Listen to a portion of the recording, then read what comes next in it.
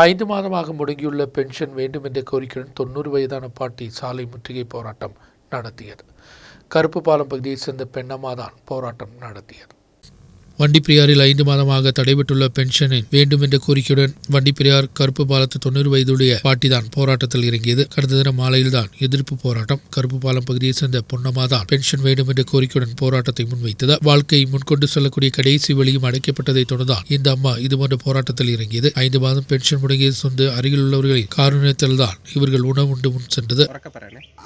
Pension கட்டிட்டு 5 மாதமாகி பென்ഷൻ കെട്ടിട്ട് 5 മാസമായിട്ട് ഈ ആധാർ കാർഡ് വീട്ടിൽ വയ്യാതെ കിടക്കുന്ന തള്ളമാർക്ക് വന്ന് വീട്ടിൽ വന്ന് ആധാർ കാർഡ് പുതുപ്പിച്ച് തരാമെന്ന് പറഞ്ഞിട്ട് 5 മാസമായി.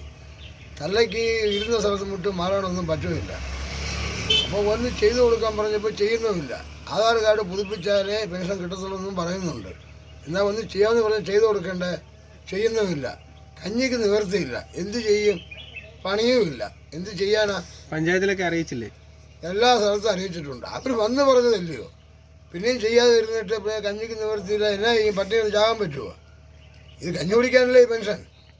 അല്ലാതെ അമ്മ മരിച്ചു കഴിഞ്ഞിട്ട് അമ്മയ്ക്ക് അടിയന്തരം നടത്താനുള്ള പെൻഷനൊന്നും അല്ലല്ലോ ഇത്. അത് ആവശ്യമാണ്. പോലീസ് എന്താ പറഞ്ഞത്? പോലീസ് എന്നാ പറയാനാ? പോലീസ് തള്ളയെടുത്തോണ്ട് പോവുമോ? ഞാൻ അങ്ങോട്ട് ഇതന്നെ ചോദിക്കുക.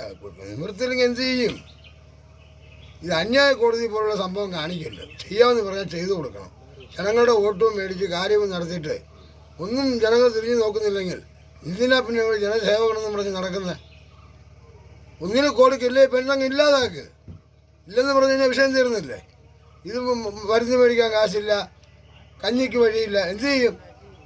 അതിനെ ചെയ്ത്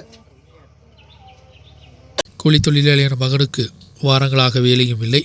மாநிலத்தில் முதியோர் பென்ஷன் நடைபெற்றதை தொடர்ந்து பொன்னம்மாவின் நிலை மிகவும் துயரமாக மாறியது. எதிர்க்கட்சி தலைவர் வி.டி. சதீஷன் பொன்னம்மாவை தொலைபேசியில் தொடர்பு கொண்டு உரையாற்றினார். விஷயம் சட்டசபையில் முன்வைக்கப்படும் என்றும் அவர் தெரிவித்தார். காங்கிரஸ் தொண்டர்கள் வீட்டிற்கு வந்து 1 மாதத்தின் பென்ஷன் தொகை உணவு கிட்டும் கைமாறினார். முடங்கி கிடைக்கக்கூடிய பென்ஷன் முழுமையாக கிடைத்தால் மட்டுமே இந்த குடும்பத்திற்கு முன்கொண்டு செல்ல இயலும். நியூஸ் பீரோ கும்ளி.